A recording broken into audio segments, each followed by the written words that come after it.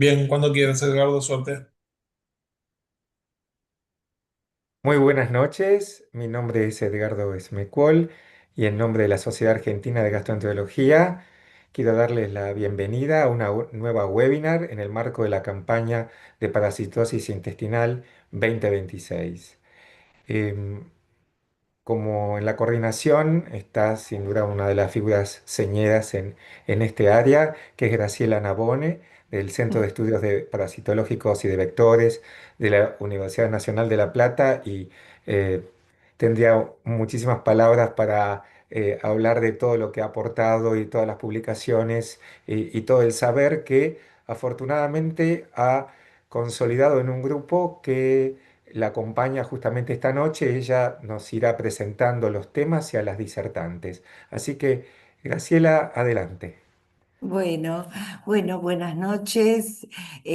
Gracias, Edgardo, por haber cursado otra vez por un tercer año consecutivo esta invitación. Para mí es un gusto enorme ser parte de la presentación de las disertantes bueno, nos van a ilustrar con sus investigaciones y resultados a lo largo de su trayectoria. Bueno, en primer lugar, me complazco en presentar a la doctora Lorena Sonta, que es licenciada en biología y doctora en ciencias naturales de la Facultad de Ciencias Naturales y Museo de La Plata, de la Universidad de La Plata. Es investigadora del Consejo Nacional de Investigaciones Científicas y Técnicas, CONICET, y docente de la cátedra de Parasitología y Fundamentos de Parasitología, que son materias optativas de grado avanzado y de posgrado de la Facultad de Ciencias Naturales y Museo. Bueno, tiene un largo camino recorrido desde hace 2 décadas. Su línea de investigación se enmarca en el campo de la salud, ¿no? Con especial interés en el estudio de las infecciones parasitarias intestinales y en relación con el estado nutricional infantil y las condiciones socioambientales de poblaciones en contexto de vulnerabilidad. Su tesis doctoral, desarrollada en sus comienzos, abordó esta problemática y centró en ese momento sus estudios en las poblaciones rurales, periurbanas y urbanas de Aristóbulo del Valle, en la provincia de Misiones, y también en poblaciones nativas vía guaraní. En la actualidad continúa con esa línea de investigación, también liderando un grupo de investigadores, becarios, tesistas en el Centro de Estudios Parasitológicos y Vectores, y desarrolla investigaciones también desde el enfoque de una salud, pero analizando, por supuesto, las infecciones parasitarias en relación al estado nutricional y a esos contextos de vulnerabilidad en poblaciones especialmente del conurbano bonaerense y del partido de Berisso. Así que le damos con bienvenida a la doctora Sonta y vamos a escuchar su disertación, que comienza entonces con el título que ella misma va a presentar. Así que gracias, Lore, por estar acá presente. Bueno, muchas gracias, Gra, y por la invitación. Ahí ya comparto la pantalla, dicen si la pueden ver. Y, bien, yo ya no los veo, por eso les pregunto. Sí. Bueno, el título de esta disertación va a ser Factores de riesgo socioambientales vinculados a las parasitosis intestinales e implicancias en la distribución geográfica. Los parásitos intestinales continúan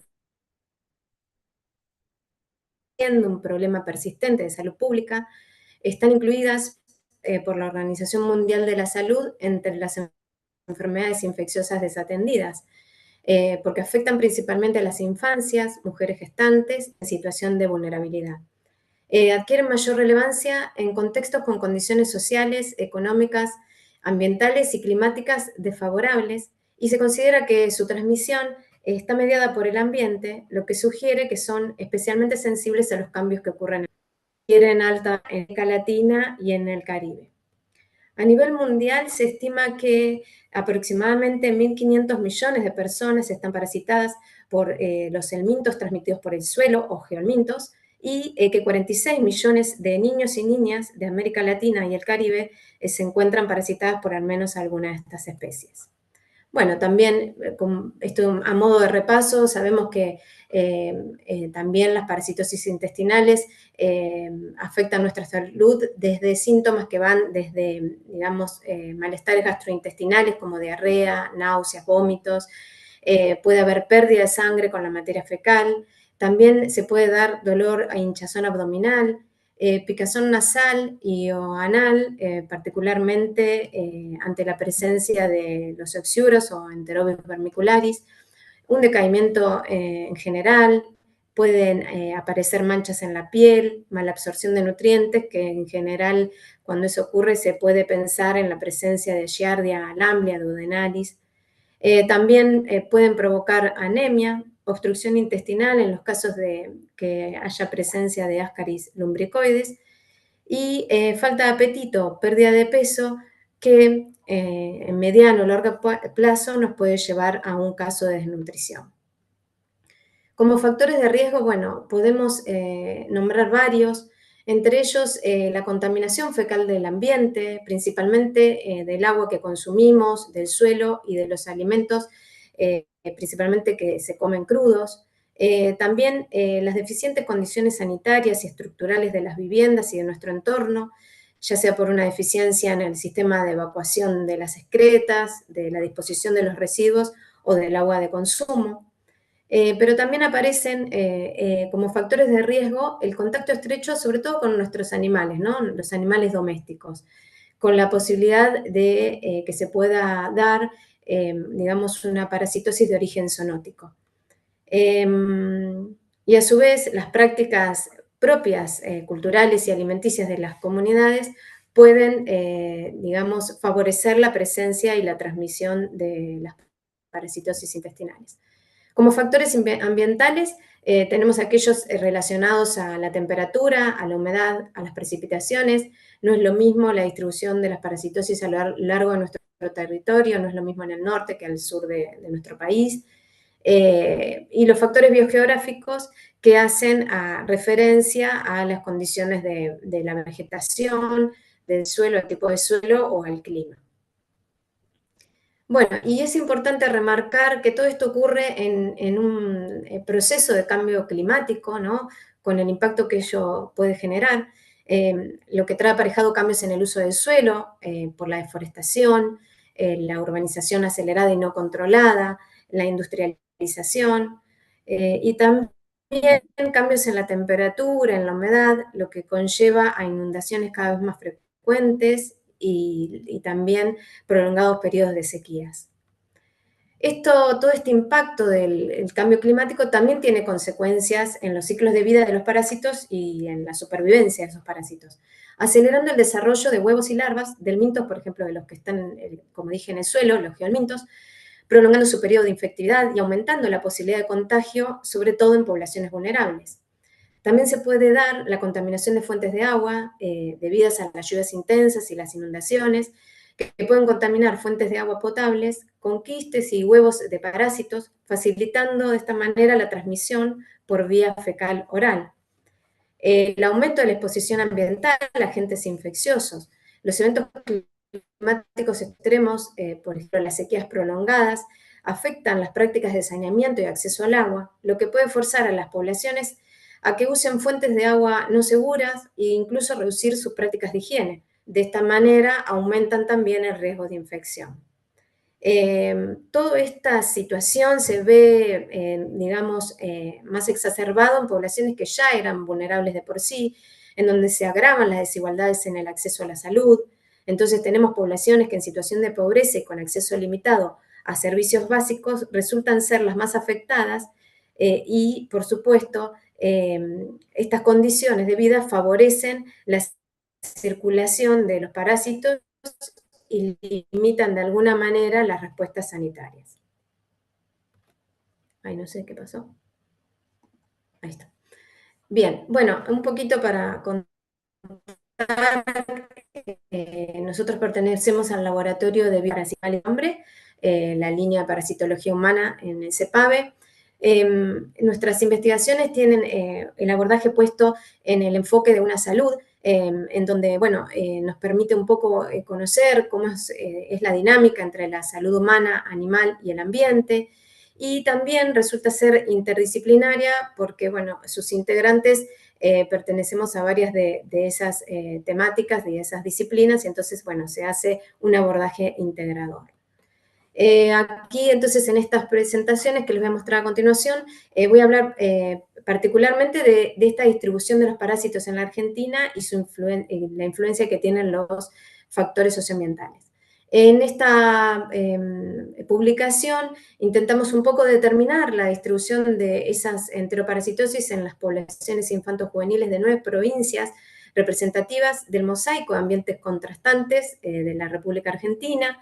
Ahí ven las provincias que se fueron estudiando.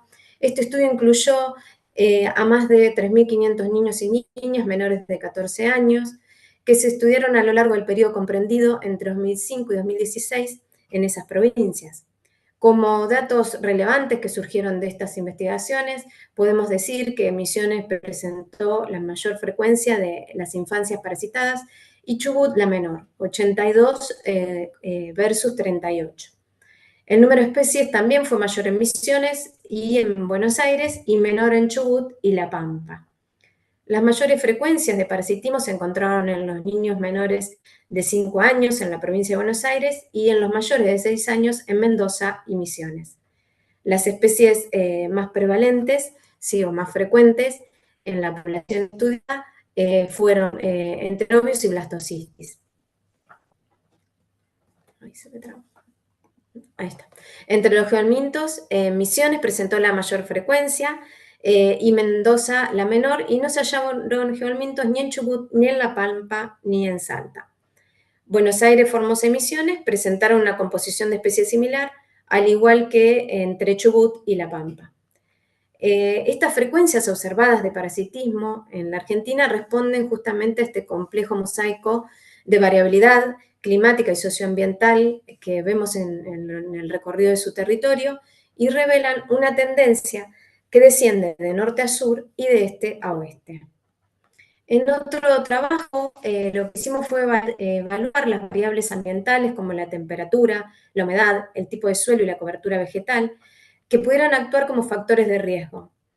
Entre los resultados más sobresalientes, destacamos que más del 66% de la población estudiada resultó parasitada, en mayor medida por blastocistis, giardia, y entre los geomintos por ascaris, lumbricoides y ancelostomidios, también llamados uncinarias.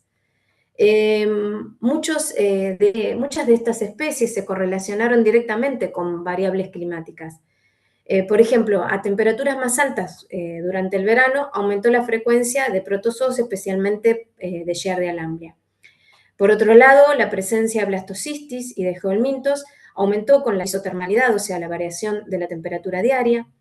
Y en cuanto a la infección por los ancilostomidios, se vinculó con un aumento del índice de vegetación, el NDVI, en donde la mayoría de las personas infectadas por estas especies vivían en zonas con vegetación de uso agropecuario y arbóreo arbustivo abundante.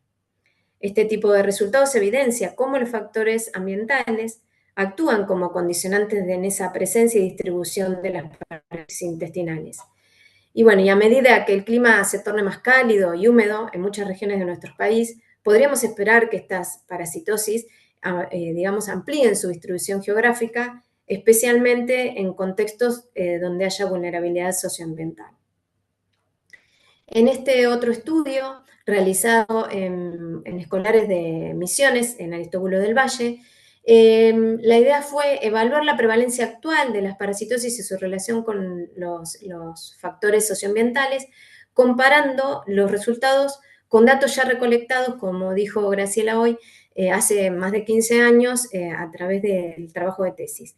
Este estudio incluyó más de 230 personas menores de 14 años de ambos sexos y se analizaron durante los años 2018 y 2019 y se contrastaron con los estudios previos que habían sido realizados durante el año 2005 a 2008. Si bien en el presente estudio detectamos una prevalencia menor, 40%, contra el 85% detectado anteriormente, sigue siendo una infección alta, principalmente dada por protozoos, como blastocistitis y Giardia lamblia, y también por Enterobius vermicularis. También se observó la disminución de geohelmintos, ¿no? En general, su prevalencia general. Probablemente esto vinculado al uso de antiparasitarios de amplio espectro. Recuerden que, bueno, que por esos años se realizaban las desparasitaciones masivas y, bueno, probablemente esta práctica, bueno, puede haber disminuido esa prevalencia. Sin embargo, la prevalencia del parasitismo en sí fue mayor en las zonas rurales y periurbanas y menor en las zonas urbanas. Y entre los factores de riesgo se detectaron el compartir cama simple, lo que podría, digamos, aumentar el riesgo de transmisión de Enterobius vermicularis, la cría de animales, que posiblemente aumente el riesgo de infección de origen zoonótico, y el nivel educativo básico de las madres. Estos hallazgos refuerzan la idea, ¿no?, de que las infecciones parasitarias actúan de algún modo como indicadores del entorno.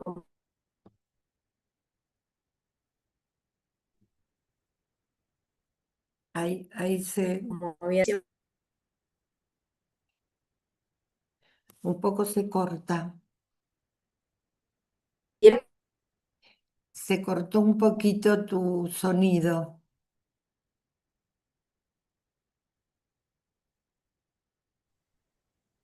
¿Vos Que cumple el escuchás? rol de...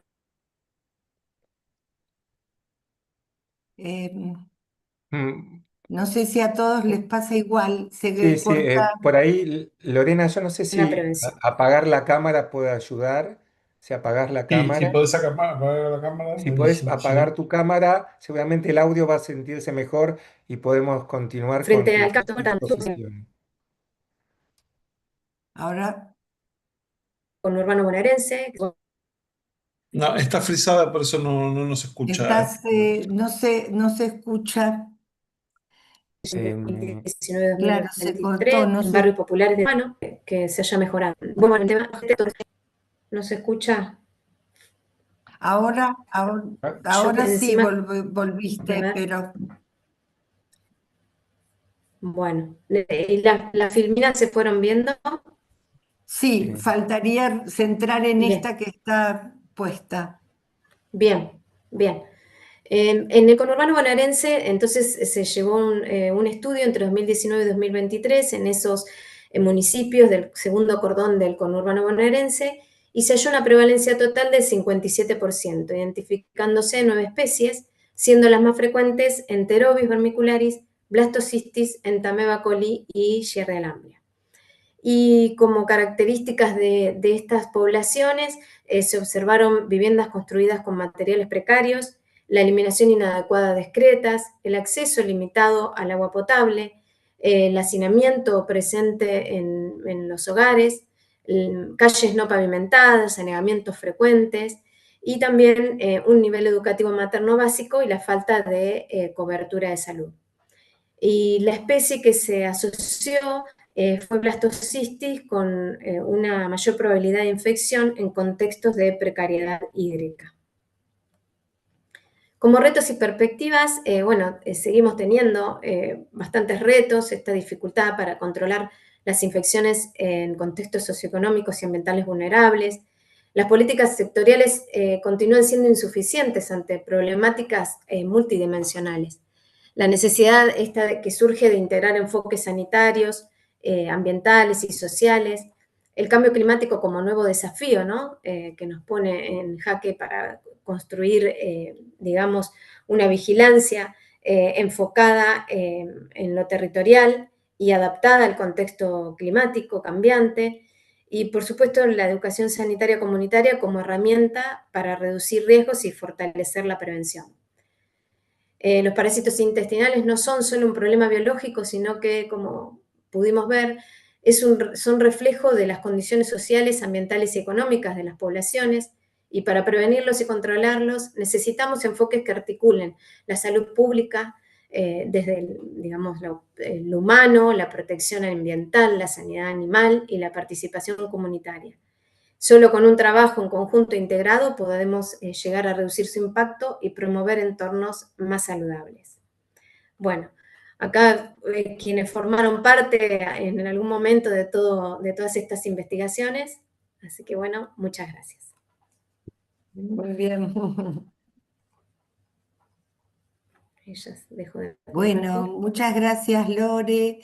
De acuerdo a lo que Edgardo había organizado, las preguntas las vamos a llevar al final de las disertaciones, así que vamos a seguir con la presentación de la doctora Mariela Garraza, que mientras que ella va compartiendo la presentación, yo hago su presentación. Es licenciada en biología, con orientación zoología, también de la Facultad de Ciencias Naturales y Museo. Es doctora en Ciencias Naturales de la misma universidad y facultad. Se desempeña también como investigadora de CONICET y es profesora de la Cátedra de Antropología Biológica 4, también de nuestra Facultad de Ciencias Naturales y Museo. Es una materia que pertenece a la licenciatura de Antropología. Esto da muestras de la interdisciplinariedad que ha caracterizado al grupo de parasitología en estos años recorridos. Bueno, su línea de investigación se enmarca en el campo de la antropología biológica y se centra en el estudio de la enteroparasitosis y su relación con el estado nutricional infantil en diferentes poblaciones. Esta problemática Mariela la abordó también en su tesis doctoral mediante el análisis también del estado nutricional de niños y niñas residentes en el departamento de San Rafael Mendoza, en contextos urbanos, periurbanos y rurales, relacionados por supuesto con la enteroparasitosis, y actualmente sus investigaciones siguen avanzando en ese sentido y apuntando justamente a abordar el estudio también del estado nutricional y las infecciones parasitarias en diferentes poblaciones de Argentina, pero poniendo mayor énfasis en los departamentos de San Rafael y Guaymallén en Mendoza. Así que, bueno, Mari, con mucho gusto te vamos a escuchar, así que todo tuya la pantalla. Bueno, ¿me escuchan ahí? Sí. Sí. Sí. Bueno, voy a presentar este trabajo. Primero, gracias por la invitación. Este trabajo se llama, o esta presentación, Desnutrición y enteroparasitosis, prevalencias en diferentes poblaciones argentinas. Yo soy parte de un laboratorio que se llama LINOA, que es el Laboratorio de Investigaciones en Ontogenia y Adaptación dentro de la Facultad de Ciencias Naturales y Museo de la Universidad Nacional de La Plata. Bueno, como muchos de ustedes saben, la desnutrición se produce por un desbalance entre el consumo, ¿sí?, y el gasto energético de un individuo. Nosotros lo analizamos a nivel poblacional, ¿sí? Podemos trabajar con un individuo, pero nuestra mirada es a nivel poblacional. Y esta desnutrición se debe al consumo de una dieta inadecuada en cantidad y en calidad. Ese consumo de dieta inadecuada se vincula con distintos factores, ¿sí? Pueden ser los factores sobre la disponibilidad alimentaria, ¿sí?, que esa disponibilidad alimentaria sea inestable o insuficiente, que se vincula a cuestiones políticas, ¿sí?, también a bajos ingresos económicos a nivel del hogar, que subyacen otros factores en este ingreso económico deficiente, porque como se ven en los estudios, el bajo ingreso económico se vincula mucho a las posibilidades que han tenido los padres o los encargados de mantener ese hogar, dado que aquellas familias cuyos padres o madres tienen bajo nivel de instrucción acceden a trabajos no calificados, y eso hace que la posibilidad del ingreso familiar se vea disminuida. También a las prácticas alimentarias y a los cuidados inadecuados de las infancias. En cuanto a las prácticas alimentarias, a veces el consumo o la elección de productos, ¿sí? Que muchas veces también está vinculado a los bajos ingresos económicos, al acceso limitado a agua segura, y también, combinado con estos bajos ingresos, es la cuestión de el acceso a servicios públicos, ¿sí? Que uno a veces piensa que es algo que muchos pueden acceder y a veces no se accede, y en muchas poblaciones no tienen acceso. Estos tres últimos factores también se vinculan, como nombró Lorena en su presentación, con la presencia de enteroparasitosis. Y es aquí donde vemos que, y que la literatura también apoya, existe una relación estrecha y un círculo vicioso difícil de romper, sobre todo en poblaciones vulnerables, donde las enteroparasitosis, porque interfieren en la absorción normal de los nutrientes y hace que eso pueda agravar la desnutrición, ¿sí?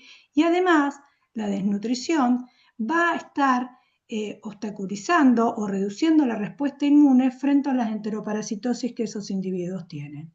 Entonces va a ser un círculo donde la desnutrición termina favoreciendo la presencia de las enteroparasitosis o la reinfección, no pudiendo limitar esa infección, y las enteroparasitosis producen, digamos, que se agrave aún más ese cuadro de desnutrición porque no se pueden absorber de forma normal los nutrientes. Según un estudio realizado por el Ministerio de Salud en el año 2019, la segunda encuesta de Nutrición Nacional de Nutrición y Salud, basándose para diagnosticar o para determinar la desnutrición en la Organización Mundial de la Salud, se determinó que en la Argentina un 3% de la población entre 5 y 17 años de edad posee desnutrición crónica, que se identifica a través de la medición de la baja talla para la edad, ¿sí? Y un 1,4% presenta un bajo índice de masa corporal. Eso es el promedio a nivel de Argentina. Esta encuesta se realiza en grandes centros urbanos, y además la desnutrición en sí en la Argentina no se presenta de forma homogénea. Lo mismo ocurre, y parte también habló Lorena, en cuanto a la distribución de las enteroparasitosis, ¿sí? Ya sea porque está influenciada, como dijo Lore, por las condiciones climáticas, donde vemos que Misiones es la que mayor prevalencia tiene de esas enteroparasitosis, ¿sí? Seguida, o en situación intermedia en realidad, Buenos Aires y Mendoza, que son las dos poblaciones que yo voy a hablar. Y lo que muestra es que hay una cuestión climática, pero también hay una cuestión socioambiental que subyace y en el cual nos apoyamos y vemos mucho en las situaciones cuando vamos a territorio. En nuestro equipo de investigación, lo que realizamos es un muestreo en escuelas y jardines de educación pública, teniendo la autorización de las autoridades escolares y la autorización de los padres de estos niños, y donde nos permite hacer un muestreo tanto desde los 4 años hasta los 14 años, y además este relevamiento antropométrico, que principalmente, lo que les voy a contar, nos basamos en el peso y la talla y en el índice de masa corporal, también con, que en esta presentación no voy a hablar, pero también realizamos el análisis de la composición corporal de los niños, que nos permite también complementar el estudio del estado nutricional. Acompañado a este relevamiento antropométrico, realizamos una encuesta socioambiental que nos permite ver cuáles son esos factores socioeconómicos y ambientales que están de alguna manera incidiendo o que pueden incidir en el estado nutricional y en las parasitosis. En cuanto a lo parasitológico, nosotros, y muchas veces en conjunto con la gente del CEPAVE, realizamos talleres en estos establecimientos educativos acá sí citamos a los padres, donde realmente nos enriquece mucho este espacio, compartir y ver cuáles son las preocupaciones de ellos y cuáles son, a veces nos cuentan la sintomatología que presentan los chicos y que muchas veces ellos no la asocian con los parásitos. Luego de obtener las muestras, estas muestras son estudiadas en el Centro Parasitológico y de Vectores con el grupo de Gray y de Lorena. Bueno, los resultados preliminares del Gran La Plata, que son resultados, digo preliminares porque son estudios que estamos comenzando a realizar, que se desarrollan en barrios periféricos de La Plata y de Berisso, ¿sí? Se comenzaron a realizar entre el año 2023 hasta el año pasado, todavía este año no hemos comenzado ese relevamiento, e incluye chicos desde los 4 hasta los 13 años de edad. Como resultados preliminares podemos decir que el estado nutricional de esta población los niños y niñas presentan un 5% de desnutrición, donde prevalece principalmente la desnutrición de tipo crónica, seguido por el bajo peso para la edad y en menor implicancia el bajo IMC para la edad. También vemos que en esta población, algo que en esta presentación no vamos a tocar, pero es un gran problema que se está viendo, es el aumento del exceso de peso, o sea, del sobrepeso y la obesidad, y en este caso vemos que hay un 38,6% de sobrepeso y obesidad, que también se vincula a la mala calidad de las dietas. Es como que nosotros no hacemos análisis para ver, digamos, cómo estaría en cuanto digamos, a hierro o si tienen anemia o no, pero muchas veces se vincula con un tipo de desnutrición oculta por déficit de micronutrientes, ¿sí?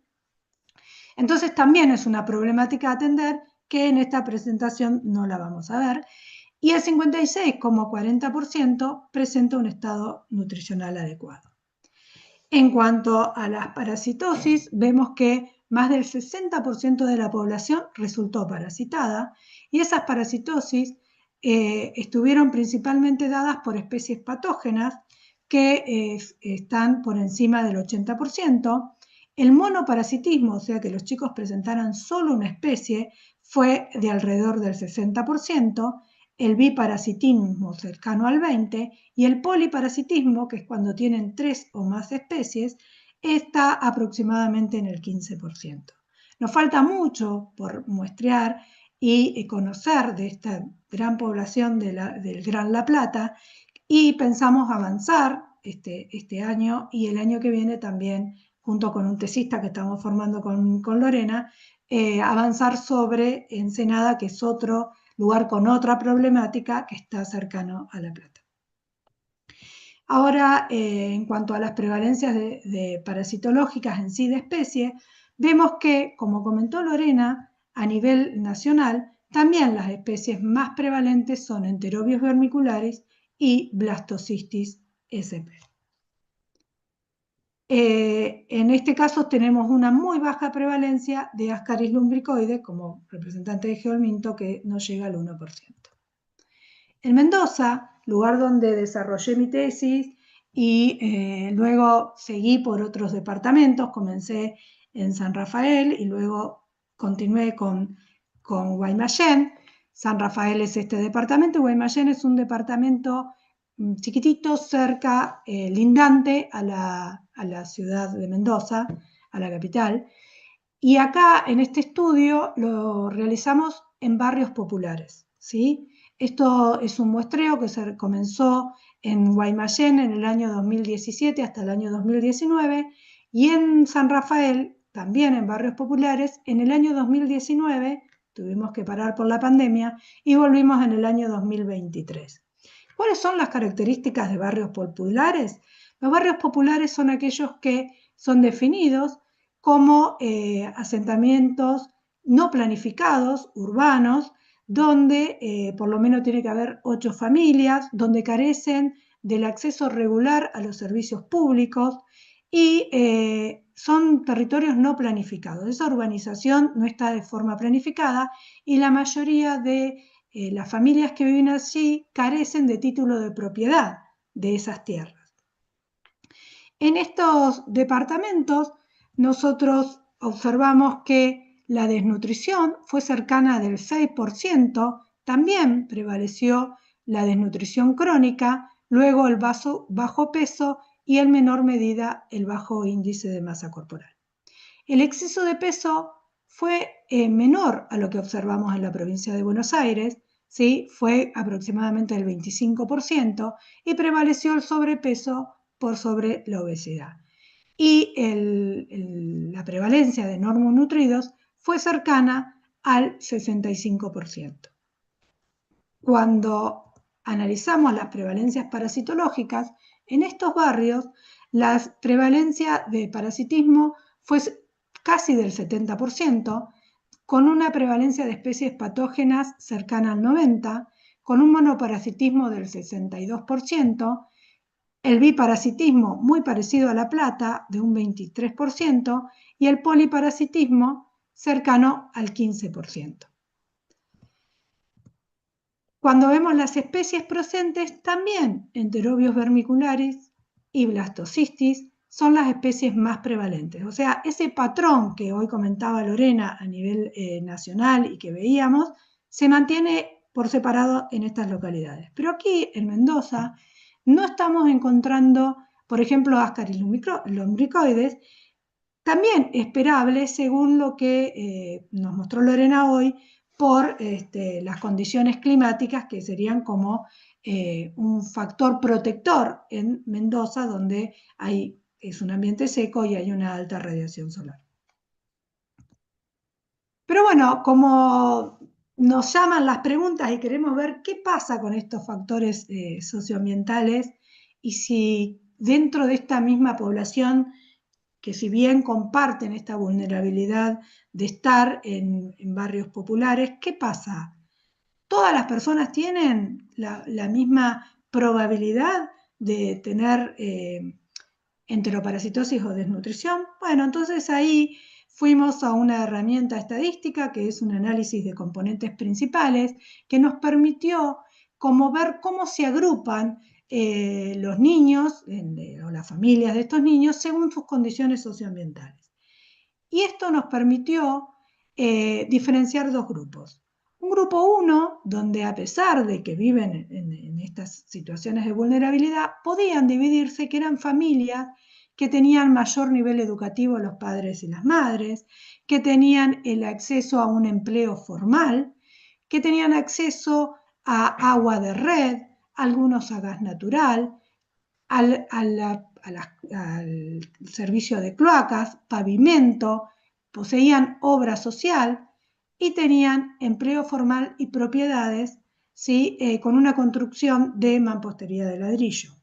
En contraposición de lo que pasaba en el grupo 2, donde eran familias que principalmente recibían ayuda alimentaria por parte del Estado, ayuda monetaria en forma de asignación universal por hijo, donde sus padres y sus madres accedían a empleos informales, dado principalmente por un gran porcentaje de padres que solo habían culminado el estudio primario o incluso más de un 20% no había culminado la escuela primaria. Y en cuanto a los servicios, carecían tanto de cloaca como de agua potable, de agua de red, ¿sí? Y vivían en situaciones de hacinamiento.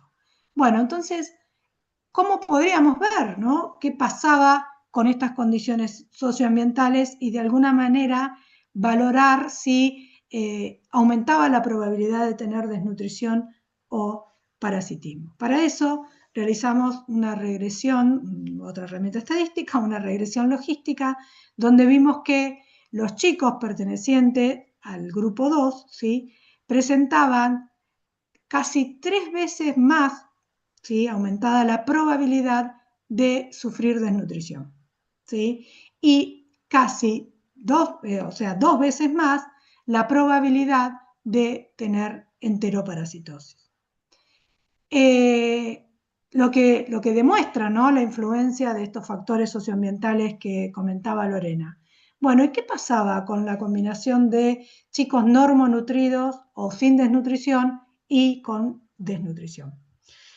Esto es otro trabajo realizado solamente en el departamento de San Rafael, que no se centró en los niños que tenían que vivían en barrios populares, sino que abarcó tanto población urbana, rural como periurbana.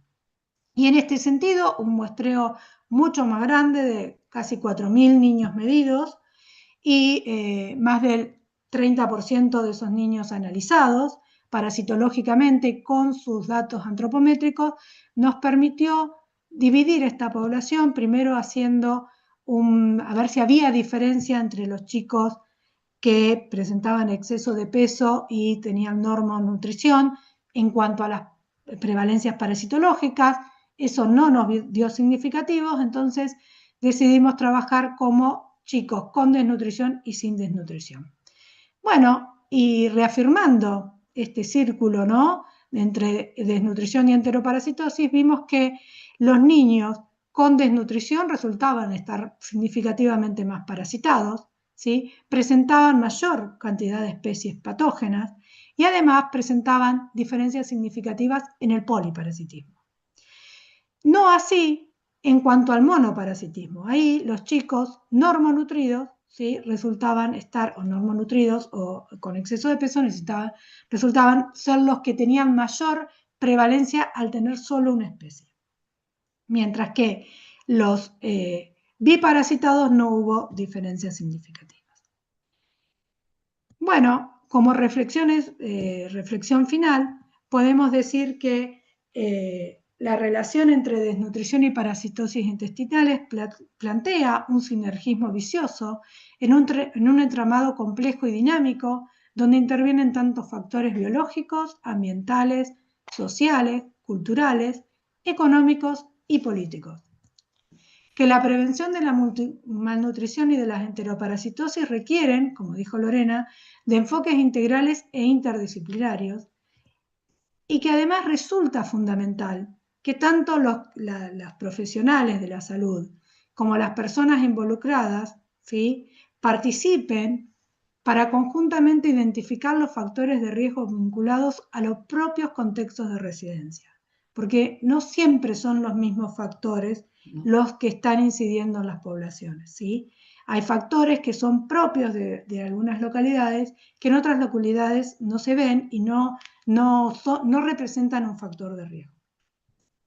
Bueno, muchas gracias por la invitación y si bien hablo yo, como les dije, soy parte del LINOA, que también es un laboratorio interdisciplinario que me han dado lugar los antropólogos y me han permitido tener una visión mucho más holística de las problemáticas y no centrarme solo en la biología, sino ver todo lo complejo que es todos los factores sociales y ambientales y no centrarme solo en el parásito y el niño. Así que muchas gracias y muchas gracias por la invitación.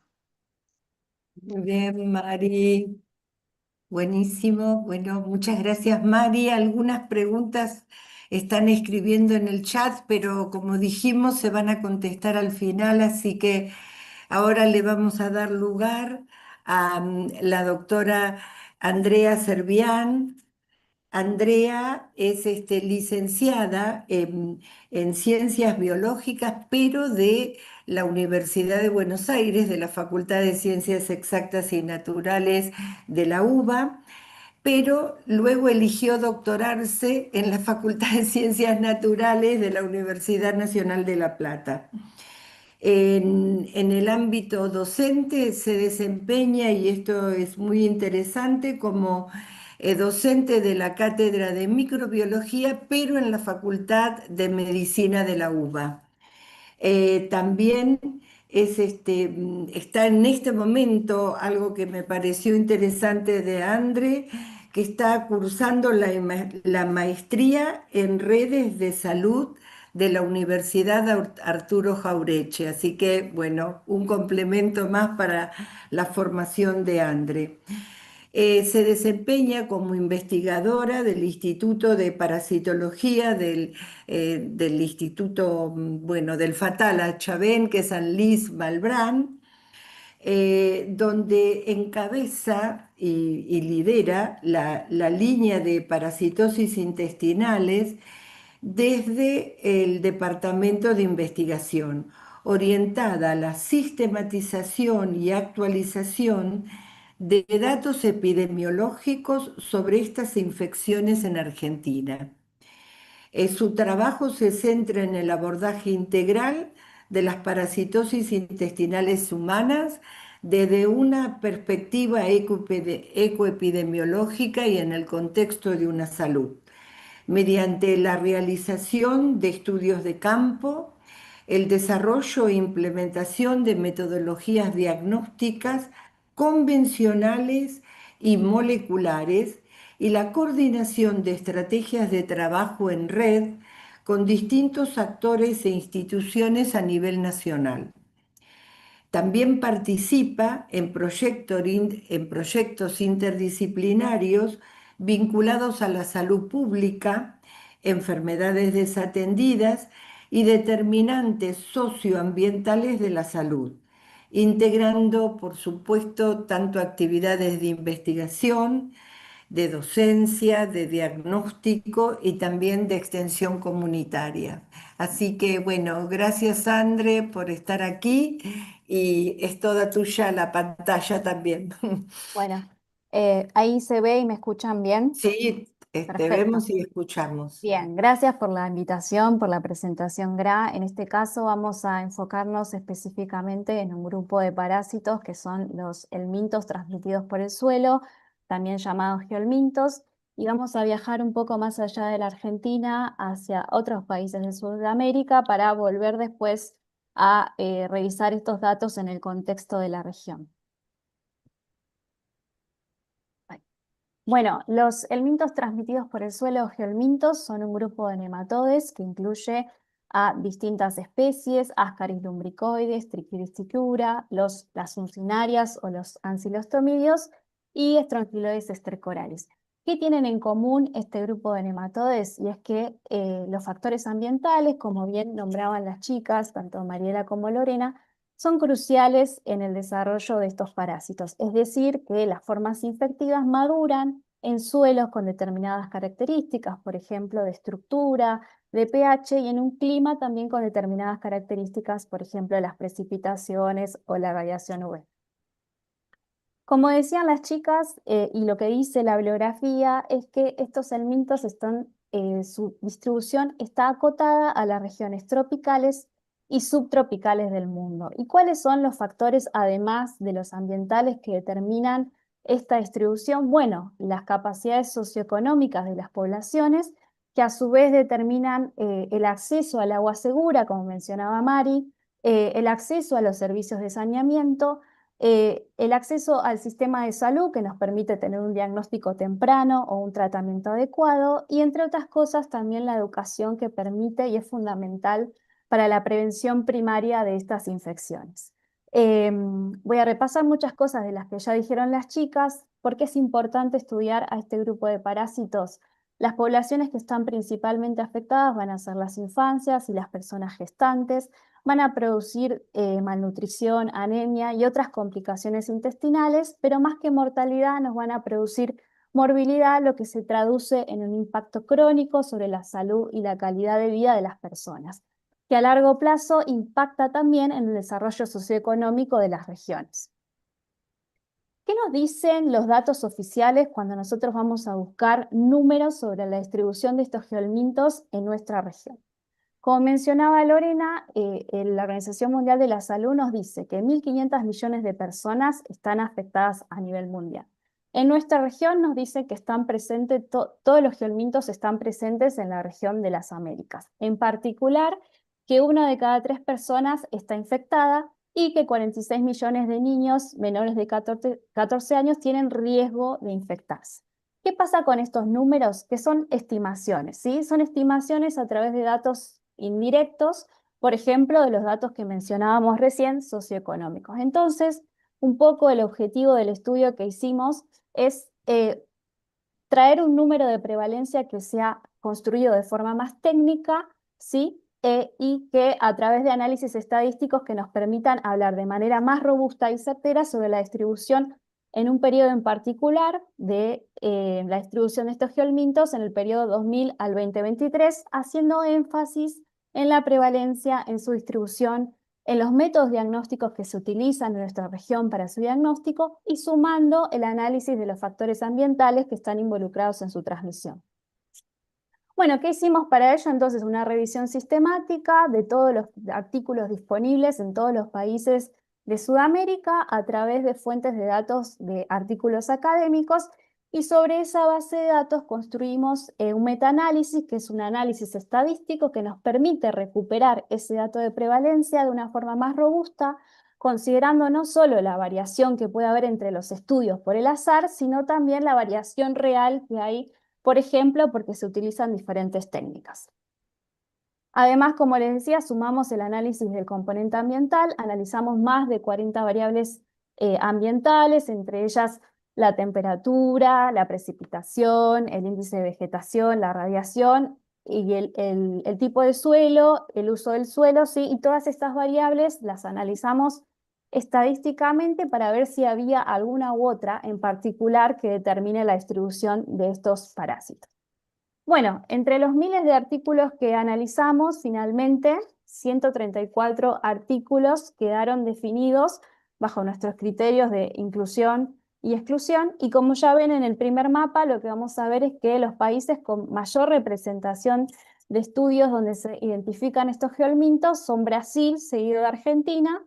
Después aparecen de forma intermedia Venezuela y Ecuador, y hay países como Paraguay que tienen una baja representación de estudios, y países donde directamente no encontramos artículos donde hablen de la aparición de estos geolmintos, como pueden ser Uruguay y Chile. La primera conclusión de la observación de este mapa es que hay un gap o un vacío de información en nuestra región sobre lo que está pasando con estos geolmintos.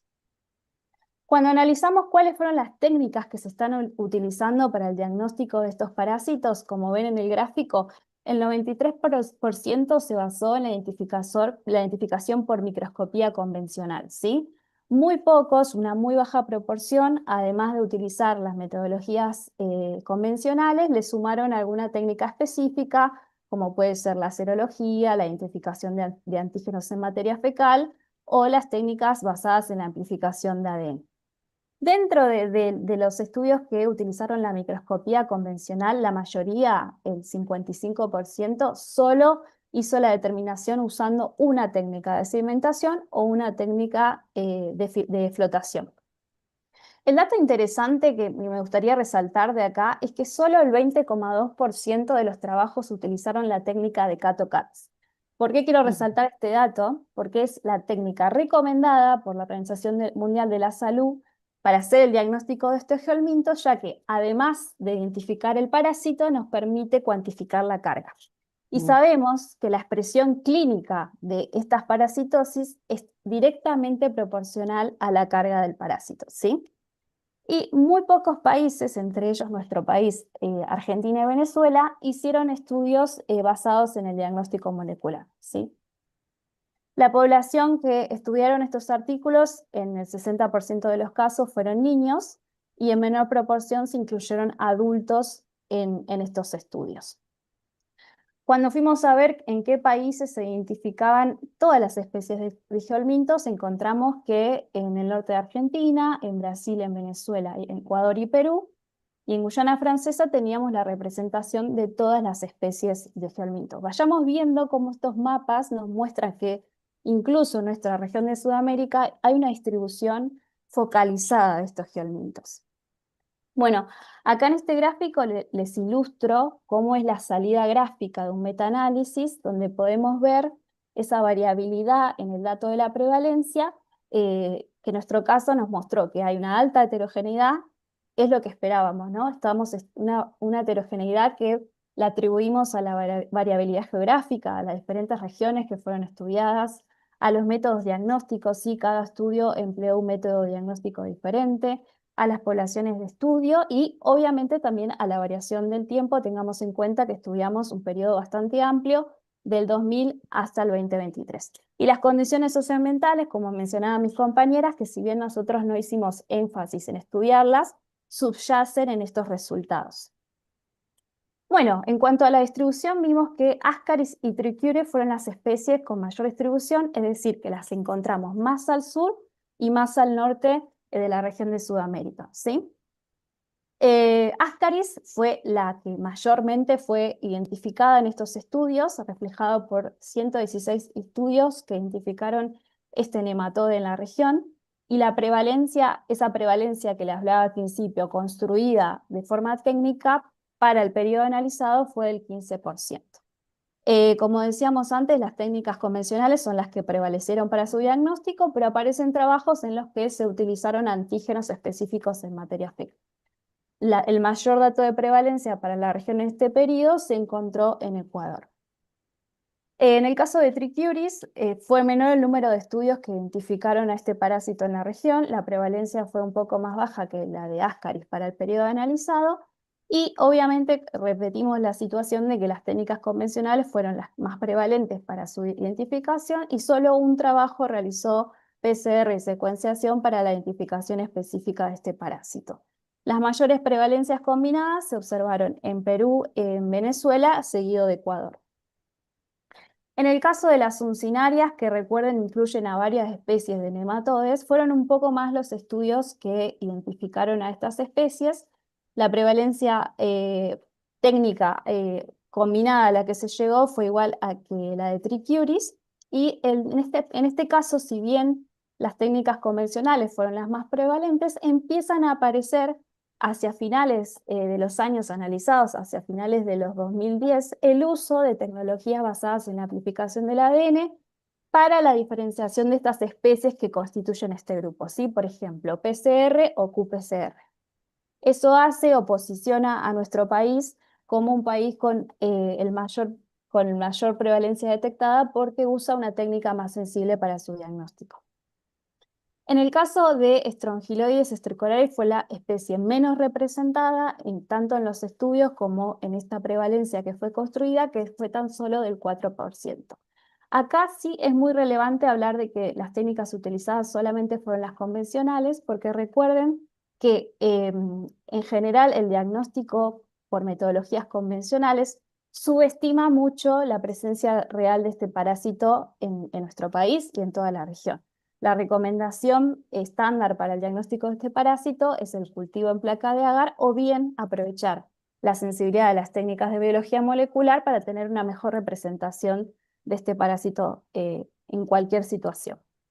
Entonces, resumiendo, vemos que tanto Ascaris, Trichiuris, las uncinarias como Strongyloides, en ninguno de los casos la prevalencia calculada superó el 20%. ¿Por qué menciono el 20%? Porque es el punto de corte que establece la Organización Panamericana de Salud para tomar decisiones generalizadas, ¿sí? La OPS dice, para regiones con prevalencia superiores al 20%, se recomienda la administración masiva del medicamento.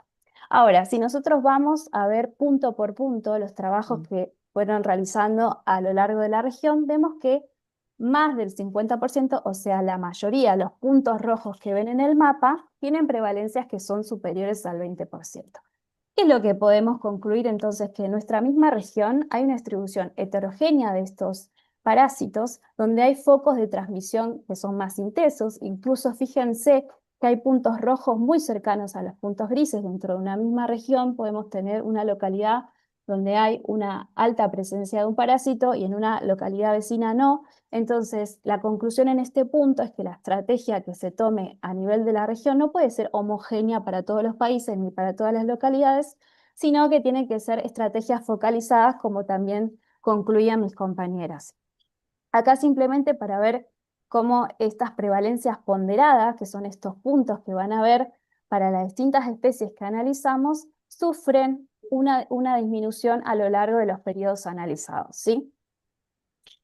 Bueno, cuando fuimos a ver los factores que estaban involucrados en la determinación de la distribución y la presencia de estos geolmintos, aparecen la amplitud térmica, el tipo de suelo, la capacidad de intercambio catónico, que simplemente para decirlo en palabras sencillas es la capacidad que tienen los suelos de absorber nutrientes, y por último la presencia de fragmentos gruesos en el suelo. Entonces, ¿qué es lo que vimos? Que una menor amplitud térmica favorece la presencia de estos geolmintos, que suelos cálidos y húmedos, como lo que caracterizan a la región de los trópicos y subtrópicos, favorecen también la presencia de estos geolmintos.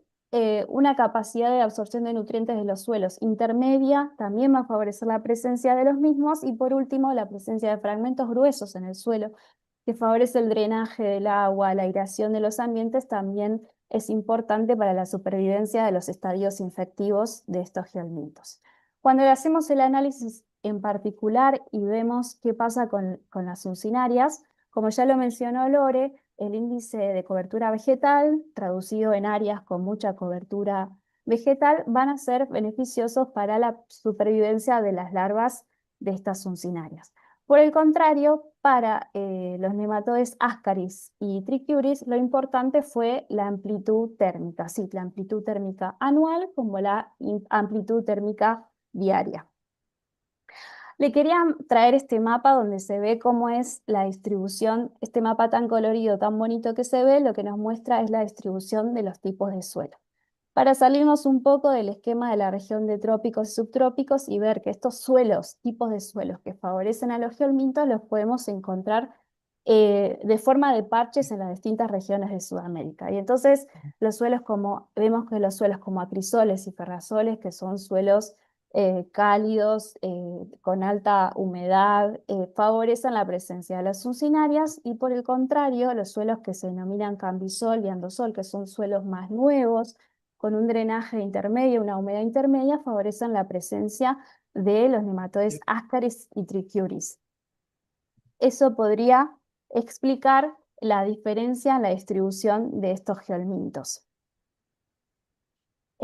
Hasta ahí nosotros habíamos analizado los factores ambientales involucrados en la transmisión de estos nematodes, pero como venían diciendo mis compañeras, los factores socioeconómicos son importantes, entonces me pareció relevante traer y construir este mapa donde vemos que las prevalencias más altas, de más del 10%, se corresponden con áreas geográficas con el menor desarrollo socioeconómico. Y entonces finalmente la distribución de estos geolmintos va a resultar de la interacción tanto de los factores ambientales que vimos en nuestro trabajo como de estos de desarrollo socioeconómico de las regiones. Después me pareció importante que nosotros escalemos a lo que está sucediendo en Argentina, y me sumo a todo lo que aportaron las chicas como fuentes de datos, ellas como fuentes de datos de producción científica súper valiosa, y también acá en este punto sumando como fuente de datos el sistema de notificación obligatoria. Los parásitos, como en su conjunto, los enteroparásitos, son de notificación obligatoria en nuestro país desde el 2022. La red de laboratorios de la Anlis-Malbrán tiene un sistema de notificación interno desde el 2019, y eso permitió construir el primer informe epidemiológico de situación en el país de estos enteroparásitos en el periodo 2019-2024. Y mientras escuchaba a las chicas, ven que estos datos que traigo reflejados en esta diapositiva ilustran exactamente lo que las chicas encontraron a nivel general en cada una de sus regiones. Fíjense que acá se escucha. Sí, Ah, sí. sí se escucha. Perfecto. Acá aparecen rankeados las 4 especies que son más prevalentes a nivel nacional encabezada por Blastocystis sp, seguido por Giardia. El tercero es los Oxiuros o Ascaris enterovermicularis, y el cuarto es Entamoeba coli. Fíjense que los geolmintos ni siquiera rankean en el top 5 de hallazgos para nuestra región. Y cuando analizamos los datos más desglosados por especie, vemos que el único geolminto que está presente en toda la región de forma más prevalente es Ascaris lumbricoides. Recién cuando nos vamos a la distribución por región de nuestro país, en la región del norte de nuestro país, es donde podemos encontrar a las uncinarias, a Trichiuris y Ascaris más representadas, sí. Entonces, y acá es como un llamado, aprovechando que estamos compartiendo entre diferentes actores que trabajamos en la temática. Vuelvo a traer el gráfico donde vemos que hay una tendencia a la disminución de la prevalencia de estos geolmintos, que lo mismo se traduce en el sistema de notificación obligatoria, donde hay una disminución de la detección de muestras positivas, pero hay un correlato de fondo que también tenemos que preguntarnos. ¿Bajaron el número de estudios académicos que estudian a estos parásitos? ¿Cuántos establecimientos hacen notificación de estos establecimientos? Me refiero a hospitales, a todos aquellos que tienen, que reciben pacientes y que hacen diagnóstico. ¿Cuántos de esos centros están haciendo la notificación de estos parásitos en el país?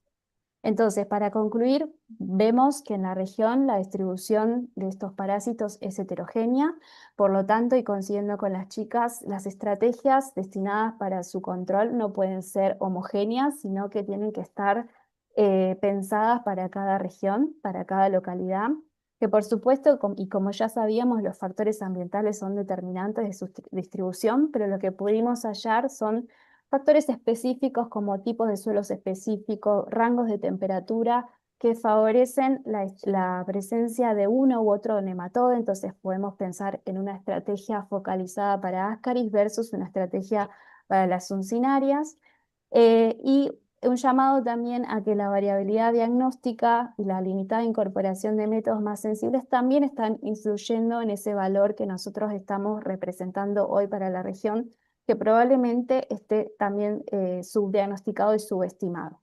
Y bueno, lo mismo que vimos a nivel de toda la región de Sudamérica, como mostraron las chicas y como mostré con los datos de notificación, estos mismos resultados se escala en nuestro país, donde también hay una distribución heterogénea y donde las medidas y las estrategias de control también tienen que ser focalizadas. Muchísimas gracias. Perdón si hablé muy rápido, me pareció que para no perder su atención. Muy bien, muy Muchas bien. gracias. Gracias, André. Vamos entonces a la última charla. Queremos desde la Sociedad Argentina de Gastroenterología agradecer a todo el grupo que nos acompaña, también al Laboratorio Sandrómaco que nos ha ayudado con todo lo que es medios técnicos, y vamos ahora a una charla más clínica de un pediatra que también nos viene acompañando desde hace un tiempo. Sí, Lucio González, que es jefe del Departamento de Docencia e Investigación del Hospital de Niños de San Justo, es médico asociado del Hospital Italiano, gastroenterólogo endoscopista infantil, y en esta época tan particular es docente de la Universidad de Buenos Aires. Bueno, muchas gracias. Ahí les estoy compartiendo mi pantalla, espero que la puedan ver. Corroboren nada más si se está viendo bien. ¿Sí? No se ve todavía. ¿Todavía no? No. Esperamos. A ver.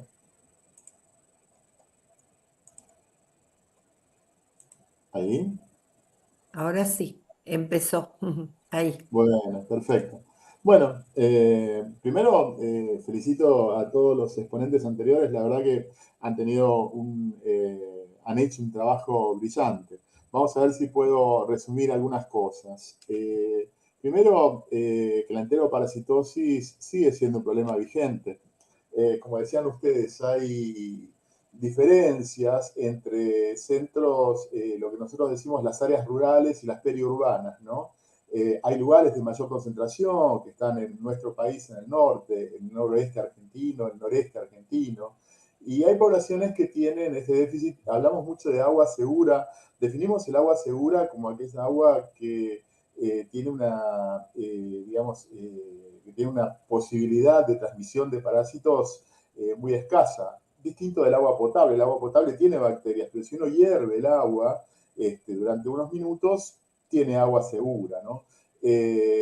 Digamos, condiciones de saneamiento, hablaron de poblaciones con mayor vulnerabilidad, y hablaron también ustedes de predominancia, ¿no? Predominancia, hay, digamos, una predominancia de protozoos, hay algunos enterobius, y también hay algunos geohelmintos. Y pareciera que todo esto es un nudo problemático. Y también hablaron de lo que son las enfermedades tropicales desatendidas, ¿no?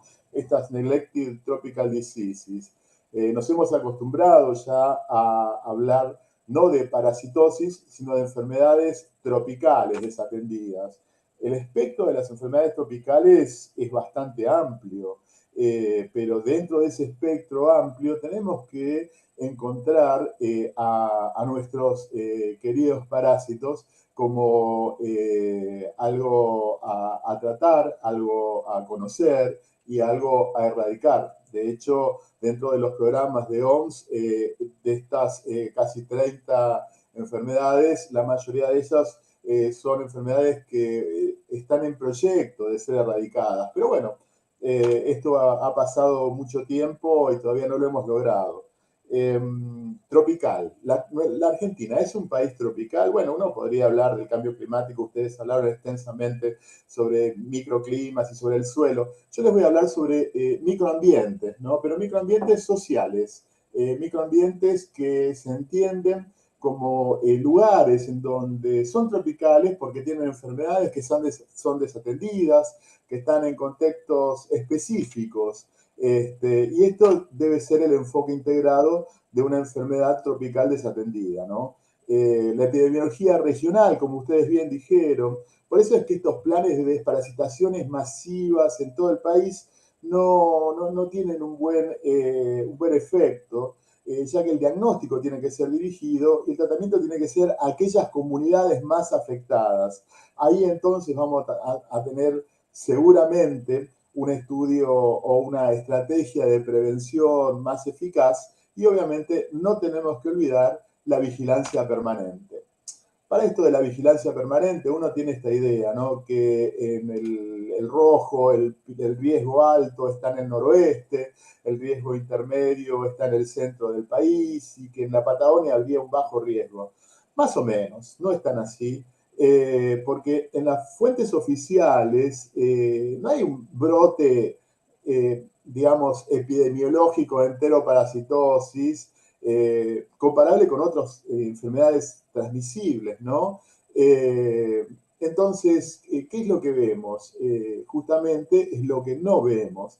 Es una enfermedad, la enteroparasitosis, invisible.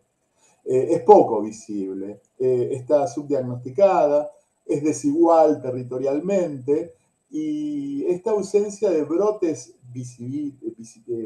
absolutamente visibilizados no quiere decir que no haya una relevancia sanitaria. Al contrario, hay una carga crónica que la vemos, como ustedes bien dijeron, en malnutrición, anemia. Esto va a llevar seguramente a trastorno cognitivo, con un peor rendimiento escolar. Son los índices que uno debería tener en cuenta cuando censa una población determinada, para saber, digamos, el alcance del daño que puede hacer una enteroparasitosis. Por eso recién Andrea describía muy bien la tendencia nacional de los datos disponibles, ¿no? Uno siempre se maneja con aquellos datos que están disponibles, los que se han notificado, los que están en el Boletín Epidemiológico Nacional, los que se suben al sistema, al CISA, por ejemplo, y si bien son de notificación obligatoria, no se cumple, y esto también hay que decirlo, no se cumple en todas las instancias. Por eso hay un subregistro. Fíjense lo que pasó previo a la pandemia. En 2019 había una cantidad increíble de muestras positivas para enteroparásitos. Eso cayó abruptamente durante los años de pandemia y después empezó nuevamente a remontar sin alcanzar nunca los valores de 2019.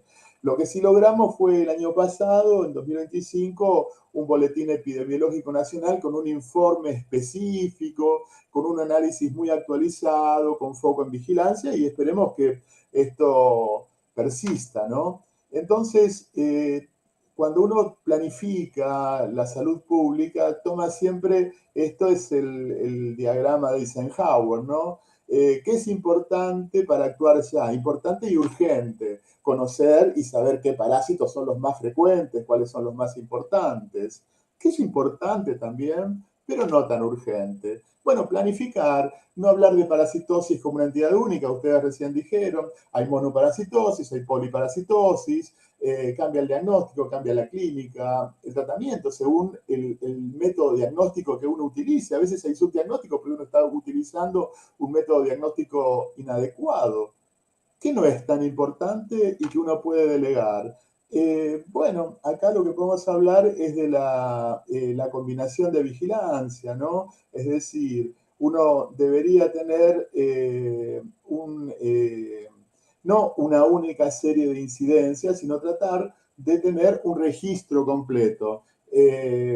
No se puede hacer todo, entonces uno debería delegar en, por ejemplo, sitios regionales. Regionalizar un poquito el informe, hacerlo a nivel municipal, hacerlo a nivel completamente regional, porque como ustedes bien dijeron, hay municipios, hay lugares, decían en el primer estudio, en Aristóbulo del Valle, en la provincia de Misiones, en donde hay una alta incidencia de geomintiasis o lo que fuere.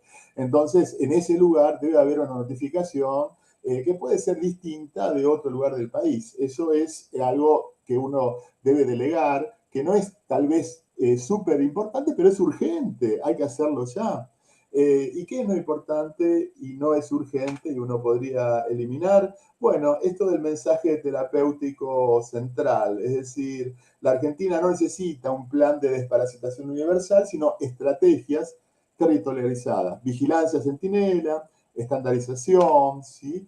Entonces, el diagnóstico clásico es ante la sospecha clínica, por ejemplo, tengo diarrea crónica, distensión, mala absorción, hago el combo, copro parasitológico seriado, y puedo, si tengo en algún lugar el diagnóstico molecular, hacer una PCR, por ejemplo, para Giardia, un diagnóstico, digamos, un poquito más acabado. Pero con un copro estamos bien. Si tengo diarrea acuosa persistente, con inmunocompromiso, sobre todo en chicos chiquitos, busco Cryptosporidium. Si tengo prurito anal, sobre todo nocturno, hago un test de Graham. Si tengo eosinofilia, busco estrongiloides, sobre todo en zonas endémicas. Y en brotes, o si quiero hacer un estudio epidemiológico, ahí utilizo, como ustedes decían, los paneles moleculares, el multiplex, la PCR, etc. Entonces, si yo quiero tener una estrategia a nivel nacional, debería establecer un paquete mínimo, ¿no? Es decir, hago copro parasitológico seriado, test de Graham, cuando tengo sospecha de alguna enteroparasitosis y en las zonas de riesgo, en las zonas endémicas, técnicas específicas para estrongiloides para evitar justamente lo más terrible de esto, que sería el subdiagnóstico, ¿no? Y bueno, probablemente esto aumente los casos notificados. Esto no quiere decir que empeore la situación, sino que estamos captando muchos más casos, ¿no? Esta es la foto del libro de De Robertis, ¿no? Que estudiamos todos en la facultad. Y desde hace muchos años sabemos que sí, que la biología molecular cambia muchísimo. Pero no se asusten, si uno no tiene PCR, si uno no puede hacerla, esto no reemplaza el microscopio. Si uno tiene técnicos, digamos, bioquímicos entrenados en detectar parasitosis, bueno, bárbaro, utilicemos a esos bioquímicos entrenados para parasitosis, ¿no? Con respecto a cosas nuevas, ¿no? Terapias actuales. Por ejemplo, para Giardia, en realidad el metronidazol sigue siendo el albendazol, siguen siendo los fármacos de elección. Cuando hay una recurrencia de la infección, lo primero que tengo que hacer es confirmarla, si es una recurrencia o es otra cosa. Lo segundo es saber si el paciente ha tenido una adherencia al tratamiento, si los contactos han sido tal vez transmisores, si tienen agua segura, y considerar, y acá viene lo nuevito, la resistencia, ¿no? La giardia resistente. Hay un grupo de Córdoba, un grupo argentino que demostró que se puede generar experimentalmente cepas resistentes. Ahora, en la vigilancia epidemiológica no hemos encontrado cepas resistentes en la comunidad. No sabemos si porque nuestra vigilancia ha sido un poco escueta o porque realmente no hay todavía una circulación comunitaria de cepas resistentes al metronidazol. Como fuera, es un problema para ir teniendo en cuenta y ir pensándolo para más adelante. Realmente, en toda parasitosis, sobre todo en los protozoarios, uno siempre se hace estas preguntas, ¿no? ¿Hay una verdadera resistencia o hay una reinfectación?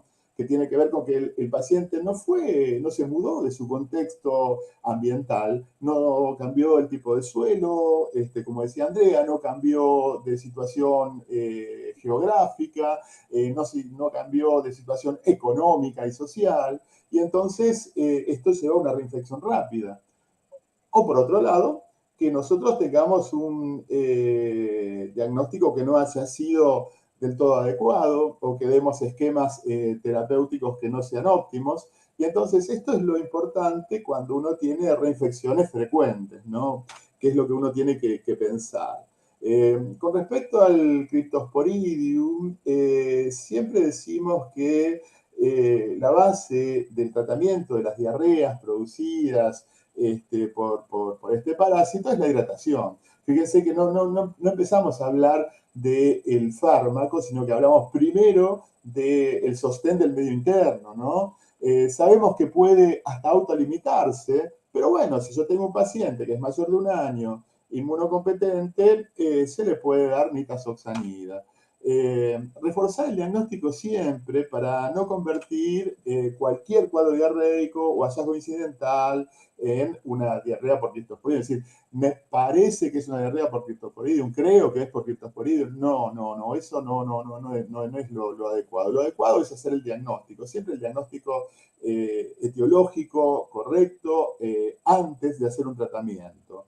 Y algo que esto es un tirón de orejas para mis colegas, los pediatras, nunca hacer tratamiento empírico, mucho menos tratamiento empírico reiterado. Cuando el paciente recurre con el síntoma, volver a pensar, repensar y tratar de diagnosticar adecuadamente. Con respecto a la geomintiasis que hablaban recién, también sabemos que aquí el albendazol, el mebendazol son los fármacos que se han utilizado desde siempre y siguen siendo eficaces. Y con esto de la desparasitación preventiva, ¿no? Yo necesito saber en dónde la voy a hacer. Si yo tengo un área regional, un barrio, una comunidad, sea periurbana, sea rural, porque hay comunidades periurbanas que tienen tal vez la misma tasa de geohelmintiasis que una comunidad de pueblos originarios del norte argentino. Entonces, si la prevalencia basal de los geohelmintos es mayor al 20%, entonces ahí me puedo plantear en esa comunidad determinada una desparasitación preventiva. Que la hacemos anualmente. Bianualmente lo hacemos cuando esto supera el 50% de la población, ¿no? Ahí ya sería un problema mucho más grave. Con respecto al estrongiloides, siempre sabemos que uno debe tenerlo en cuenta, sobre todo en pacientes que están inmunosuprimidos, y la ivermectina sigue siendo la primera línea de tratamiento. Entonces, resumiendo un poquito, ¿no? Uno debe definir áreas en donde va a trabajar, unificar el método diagnóstico, hacer vigilancia siempre en todas las instancias, nacional, regional, provincial, municipal, barrial. Estratificar entonces el riesgo de prevalencia, el riesgo social, el riesgo epidemiológico, el riesgo climático, como se mencionó recién, El tratamiento tiene que ser siempre dirigido. La quimioterapia preventiva solamente en aquellas poblaciones de alto riesgo, como dijimos recién, más del 20% o más del 50%. Intervenciones tipo WASH. WASH es Water, Sanity and Health, es decir, necesitamos agua segura, necesitamos medidas sanitarias, necesitamos educación sanitaria. El control siempre después de hacer el tratamiento y siempre tener indicadores comparables en distintas áreas. Ahí vamos a estar más o menos en una situación racional. Entonces, como sintetizando un poquito estos conceptos, ¿hay algo nuevo? Y bueno, lo nuevo sería el tratamiento dirigido por un diagnóstico molecular para evitar tratamientos empíricos repetidos, sin un agente identificado. Pero bueno, diagnóstico molecular cuando tengo dudas, cuando no he podido hacer un diagnóstico convencional, cuando he tenido infecciones repetidas, no diagnóstico molecular en primera instancia. Es decir, no quemar todas las alternativas en primera instancia, ¿no? Hacer vigilancia, porque esto que decíamos, la resistencia va a aparecer. La resistencia va a aparecer, uno hace estas cosas así como de Nostradamus, en algún momento cuando sabemos que hay posibilidad de que haya giardia resistente, cuando hemos tratado a los helmintos masivamente, vigilar la resistencia porque en algún momento puede aparecer, ¿no?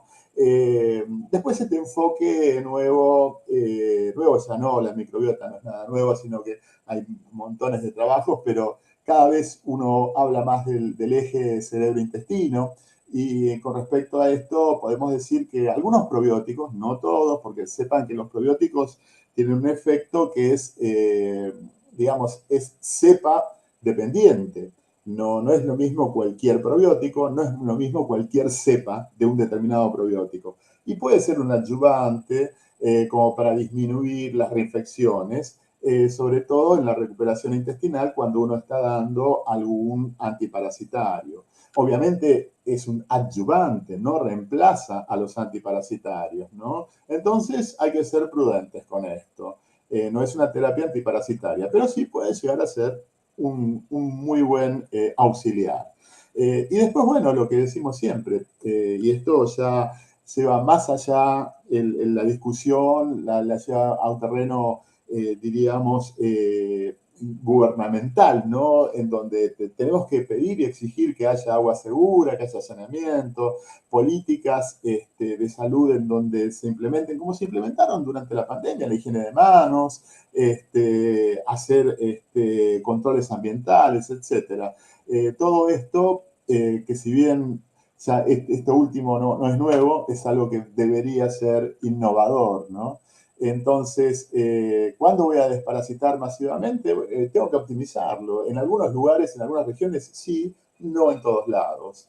Integración de estrategias, digamos, de prevención dentro de los programas escolares, por ejemplo, ¿no? Vigilancia real, vigilancia, y acá sí gastar un poquito en lo molecular para hacer buena vigilancia. Apoyar investigaciones sobre el enfoque que decíamos recién del eje intestino-cerebro, y tener muchos programas en donde la estructura está WASH, ¿no? de agua, salud y educación esté presente siempre, ¿no? En definitiva, cuando uno trata a los enteroparásitos como una enfermedad tropical desatendida, sabemos que están asociadas a una pobreza estructural, ¿no? Sabemos que se distribuye en forma heterogénea, como recién nos mostraba Andrea, los gráficos y los mapas, esos están tan lindos, ¿no? Sabemos que pese a la notificación obligatoria, no todo llega a los sistemas, ni al CISA, ni al boletín epidemiológico, y eso hace que estén subdiagnosticadas. Sabemos que esto impacta invisiblemente, porque a veces no tenemos diagnóstico de parasitosis, pero tenemos pacientes que tienen trastornos en el crecimiento, en el desarrollo cognitivo. Entonces hay que hacer políticas públicas en forma absolutamente sostenida.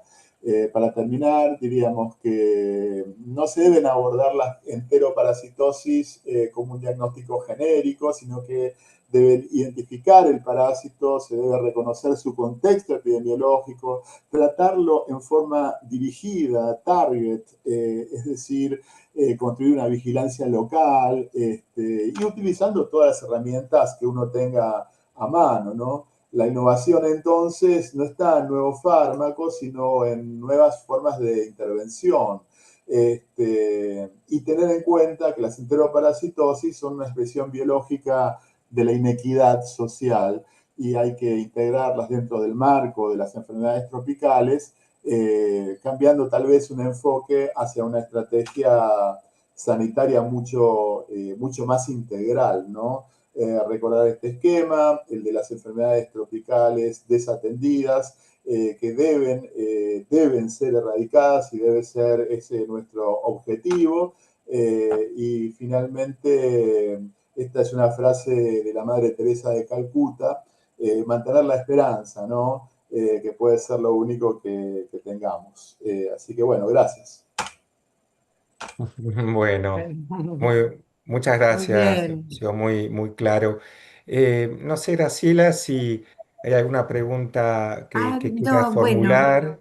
Primero, la verdad que agradecer a las y al disertante, realmente muy lindas charlas. A mí, sin tener presente el último slide del doctor De Lucio, em, yo digo que tengo esperanza en que todos estos jóvenes que se están formando, que están aportando tanto conocimiento, que están armando equipos de trabajo muy sólidos, nos van a llevar por el buen camino. Y lo importante me parece que también a este desafío se sumen más médicos, porque yo agradezco al doctor González y su preocupación y su compromiso con las enteroparasitosis infantiles, pero no siempre encontramos esa respuesta. Y bueno, eso nos da mucha más esperanza saber de ese compromiso. Así que bueno, yo decía que había una pregunta, que hay una persona que pregunta, que le preguntaba a Mariela, dice, no se encuentra presencia de oxiuros. Yo no sé si, no creo que si fue en el momento que vos pasaste lo de San Rafael, me parece, lo de Puede ser, pero Mendoza. estaba porque Pero enterovirus estaba, por eso yo Sí, fui. sí. y blastocitis, tanto en la provincia de Buenos Aires como en Mendoza, son los más prevalentes. Quizás no se ha visto o ha salido pixelada la filmina, pero sí, sí, sí. Claro, por eso no están ausentes de ninguna No, no, manera. están presentes y en Claro, altas están prevalencias, sí, presentes. sí. Y acá lo que pregunta también esta persona es si no se están registrando los resultados, no, afirma, no se están registrando los resultados de los coproparasitológicos como obligatorio. En- Puedo hacer una reflexión más que una respuesta porque es una afirmación, ¿no? Se ha dicho que pinta tu pueblo y pintarás el mundo, ¿no? Y yo fui en estos días al laboratorio del hospital público en donde trabajo y pregunté a los bioquímicos si estaban haciendo las notificaciones en el sistema. Me contestaron, entre otras cosas, así como, ¿y qué más querés que haga? Como que no, como que realmente no estaban pudiendo hacerlas. Así que sí, confirmo esa afirmación del público. Mm.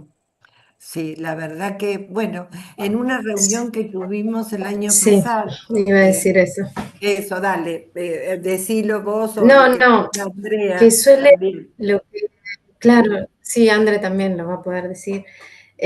No, yo quería sumar justamente que en nuestro caso, que somos grupos de investigación, que dependemos de las universidades, bueno, muchas veces no tenemos el acceso a la carga de esa información. De hecho, hay que pedir permiso y bueno, nosotros lo estamos gestionando ante la provincia, en nuestro caso en la provincia de Buenos Aires, y realmente con toda la información de tantos años de trabajo y el nivel poblacional que nosotros hemos manejado, no hemos logrado todavía poder cargar esos estudios como en estas bases para que estén a disposición de los ministerios y demás. Y entonces, creo que la primera traba es esa. Y después lo otro que me comentaban, porque yo lo pregunté, ¿cómo se cargaría lo de la enteroparasitosis? Bueno, esto acá hay Y una, entonces me perdón, decía que Lore, estaba disgregado.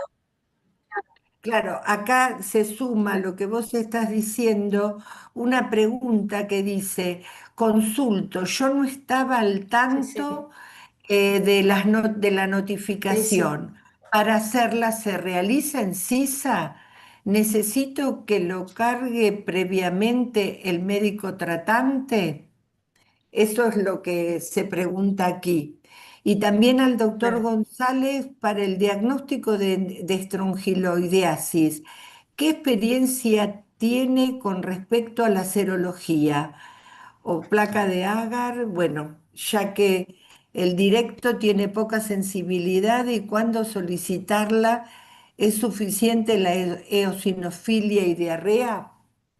Bueno, Pero hay dos preguntas. y dos Una preguntas lo de no la... puedo contestar. Creo que la primera la podemos contestar todos. Para hacer una carga en CISA necesitas una clave, un código, un usuario. Necesitas tener un usuario. Normalmente eso se pide al Sistema Nacional de Vigilancia Epidemiológica y siendo vos el usuario habilitado puedes iniciar la carga y te dan distintas planillas donde vos puedes entrar y hacer lo que vos tengas que hacer. No es necesario que lo haga el médico, lo puede hacer un bioquímico, lo puede hacer, digamos, alguien. Yo lo tengo en el departamento docente, por ejemplo, en el hospital, porque quiero entrar y no cargar, sino quiero entrar y ver. Me sirve para Claro ver, que hay. para hacer trabajo, para un montón de cosas. Con respecto a la pregunta sobre la estrongiloidiasis, realmente lo primero es que hay que hacer diagnóstico. Es decir, la eosinofilia y la diarrea no son suficientes para nada. La eosinofilia puede ser un montón de cosas. La eosinofilia puede ser estrongiloidiasis, puede ser toxocariasis, puede ser, digamos, múltiples infestaciones. Y puede ser enfermedades eosinofílicas no infecciosas, inclusive.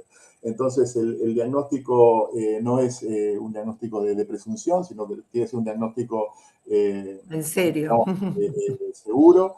Y obviamente que la placa de agar es económica, es la más barata, es a lo que estamos acostumbrados y es en donde uno va a encontrar el estrongiloides. Tenemos que estar absolutamente familiarizados y tiene que ser obviamente un bioquímico con un ojo entrenado. No hace falta nada mucho más caro.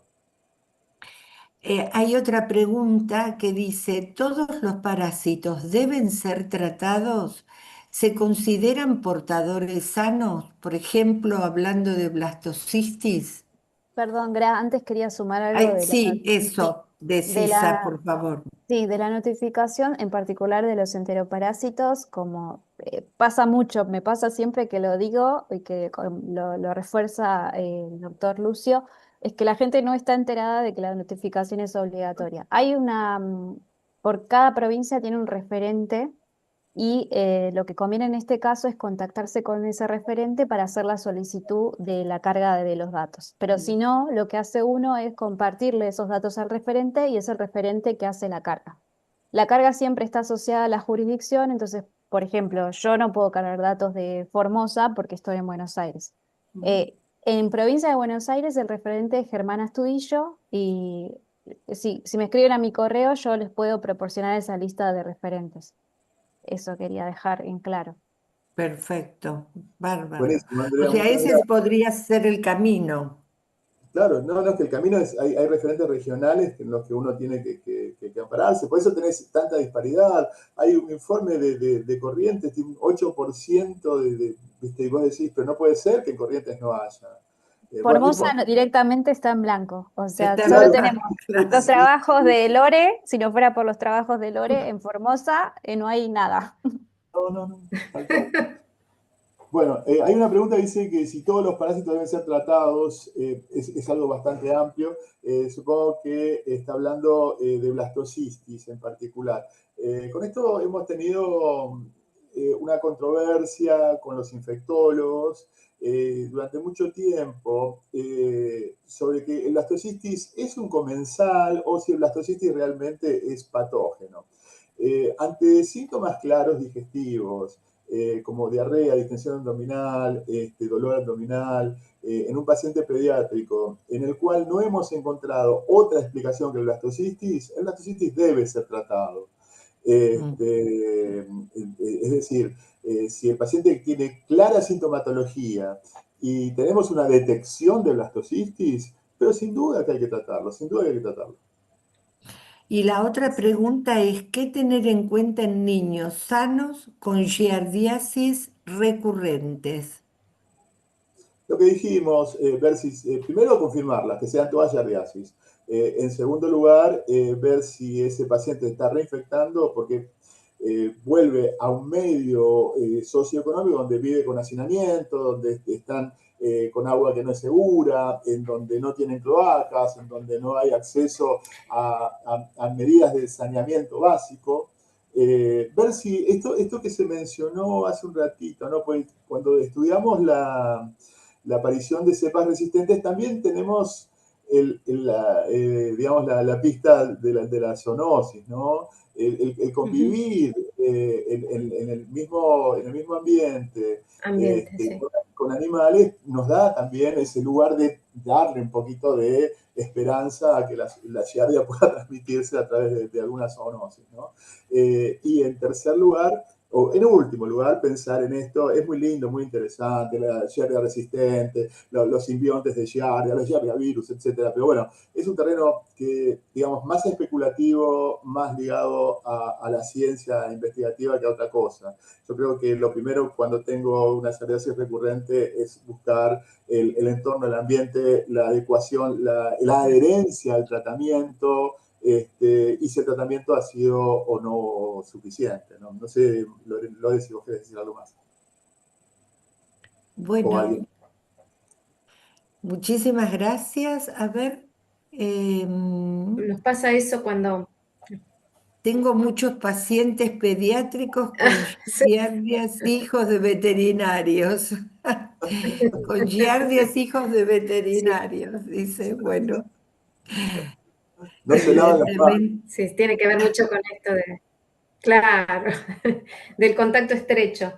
Pero bueno, sí, un poco nos pasa también cuando nosotros volvemos al lugar en el territorio, nos pasa mucho que las mamás nos dicen, ya tomó el antiparasitario, hicimos el tratamiento varias veces, no sabemos qué hacer, o sea, sigue con diarrea, y bueno, lo principal ahí para decir es eso, ¿no? Un poco observar lo que está pasando en ese lugar, en el acceso al agua y también en todo lo que hace referencia a la manipulación del agua o del contacto con animales, con el suelo, los alimentos que uno consume.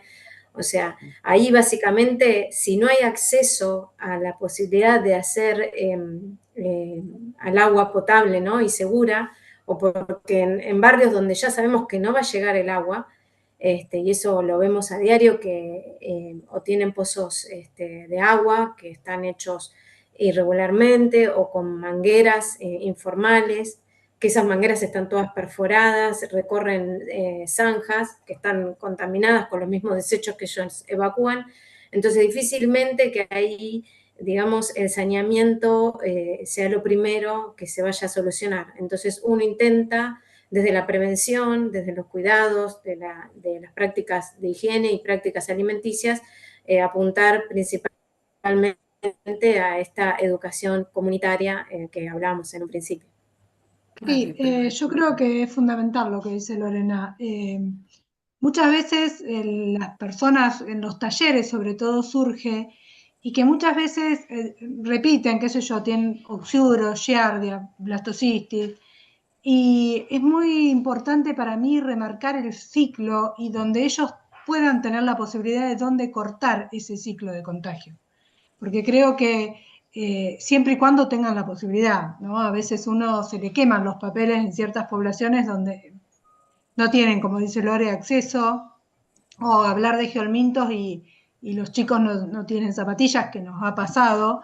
Entonces, me parece fundamental tomarse el tiempo como para explicar y dar estrategias para cortar esos ciclos de la mejor forma. O sea, el oxiuro, que es muy común, bueno, cómo lavar, cómo cambiar en lo posible las sábanas, cómo todo eso que hace acortar el ciclo, porque si no como que creen que es Claro. mágico muchas veces la medicación y caen al pediatra o nos preguntan a nosotros, cuando lo fundamental es la higiene, tratar de dar esas herramientas para que las familias puedan de alguna manera cortar el ciclo, porque si no es como que no sirve.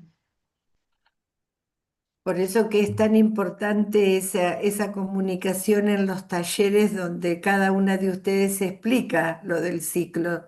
Muchas veces decíamos, si un nene había tenido paperas, no iba a volver a tener paperas porque generaba la inmunidad para luego prevenir infecciones. Pero con los parásitos y en cierto rango etario, las reinfecciones son constantes cuando las condiciones del ambiente se mantienen no del todo, por lo menos favorables para cortar el ciclo, como vos decís. Así que Eh, bueno, no sé, creo que nada más. Vamos, me parece que ya estamos en hora de ir cerrando. Nuevamente un Bueno, yo quiero agradecimiento. aplaudir a todos los disertantes. Bueno, y a Muy todos, bien. un saludo a todos los asistentes también, que se han quedado hasta tan tarde. Hasta la próxima. Chau, chau, Muchas chau. gracias. Gracias.